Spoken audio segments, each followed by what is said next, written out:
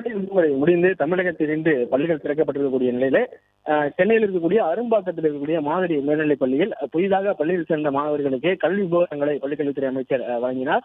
குறிப்பாக மாணவர்கள் வழங்கக்கூடிய அந்த பாட புத்தகம், நோட்டு புத்தகம் மற்றும் அவர்களுக்கான புத்தகம், யூனிஃபார்ம் உள்ளிட்ட கல்வி உபகரணங்கள் எல்லாம் வழங்கப்பட்டது. மேலும் மாணவர்களுடைய சேர்க்கையை பொறுத்தவரையில் அரும்பாக்கம் பள்ளியில் மட்டும் 600 மாணவர்கள் இந்த ஆண்டு கூடுதலாக தேர்ந்தெடுப்பதாக சொல்லப்பட்டிருக்கிறது. அரசு பள்ளிகளில் மாணவர் சேர்க்கை என்பது 1 லட்சத்தை கடந்து கிட்டத்தட்ட 2 லட்சத்தை நோக்கி சென்று கொண்டிருப்பதாகவும் சொல்லப்பட்டிருக்கிறது. குறிப்பாக தமிழகம் முழுவதும் 4 லட்சம் மாணவர்கள் புதிதாக அரசு பள்ளிகளில் சேர்ப்பதற்காக திட்டமிடப்பட்டிருப்பதாகவும் பள்ளிக்கல்வி சார்பில் தெரிவிக்கப்பட்டது.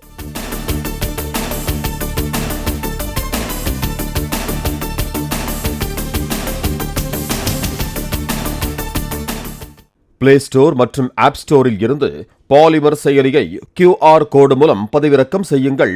செய்திகளை உடனுக்குடன் பெறுங்கள்.